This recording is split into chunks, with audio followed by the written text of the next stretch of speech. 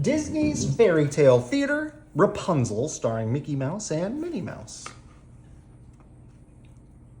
And let's see, adapted by Leanne B. Onish, illustrated by Lynn Smith and Adam Devney. Once upon a time in a faraway land, a husband and wife were expecting a baby. One day, the wife was looking out the window into the garden next door, and she saw some lettuce, which was called Rapunzel, growing there. Suddenly, she had a great desire to eat some. "My dear husband," she said, "I must have some Rapunzel lettuce from that garden." "Oh, but that garden belongs to a witch," whispered the husband. "She is said to be the most fearsome witch in all the land. But if you want some Rapunzel, then I will get it for you." The husband knew he would have to find his way into the garden without being seen. So, late that night, the husband climbed over the wall into the witch's garden.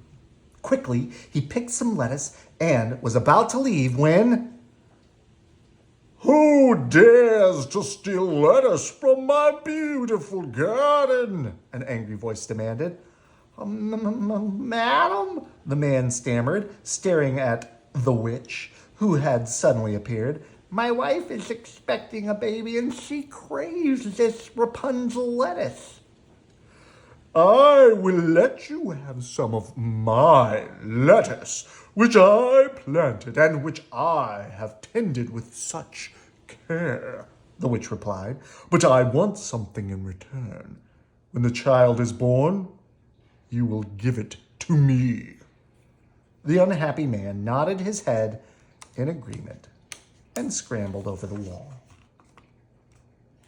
A few months later, a beautiful baby girl was born to the couple. "What shall we name her?" asked the father as he admired his new daughter. Suddenly, the witch appeared. "Her name will be Rapunzel, and she is mine. Remember your promise," she said to the father. Then the witch took the child from the frightened parents and disappeared. As years passed, Rapunzel grew to be a beautiful young woman. She had soft skin and very long, thick hair, which she wore in a braid. The witch was afraid someone would take Rapunzel from her, so she locked her in a high tower with no door and no window. Oh, one window. The only way into the tower was through the window. When the witch wanted to visit Rapunzel, she would stand at the bottom of the tower and call, "Rapunzel, Rapunzel, let down your hair." Rapunzel would hang her long braid out the window, and the witch would climb it. Rapunzel would sit for hours at the window, watching the birds in the treetops and singing in her sweet, high voice. One day, while Rapunzel was singing at the window, a handsome prince happened to ride by. The prince rode closer and saw Rapunzel at the window. He wanted to talk with her, but even though he rode around and around the tower, he couldn't find a way in. The prince rode home puzzled, but he couldn't stop thinking about the lovely young woman he'd seen. He went back time and time again to watch her from a hiding place in the forest. And then one night, he saw the witch come and call to Rapunzel. He watched in amazement as the old woman climbed the long golden braid. He stayed hidden until he saw her climb down again. He had decided what he could do. The next day, the prince came back. "Rapunzel, Rapunzel, let down your hair," he called from up to the window. Rapunzel's long braid came tumbling toward the ground, and the prince climbed up the braid into the tower room. At first, Rapunzel was frightened, but the prince assured her that he was a friend.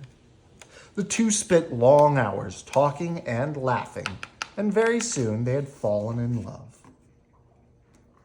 Suddenly they heard from below, "Rapunzel, Rapunzel, let down your hair." The witch had returned. "Oh, she must not find you here," Rapunzel cried, but there was no place to hide in the little room. Rapunzel had no choice but to let the witch climb up her braid, and when the old woman found the prince in the tower, she flew into a rage. "You not visit my Rapunzel again," she shrieked. With that, she took up the heavy braid and cut it off.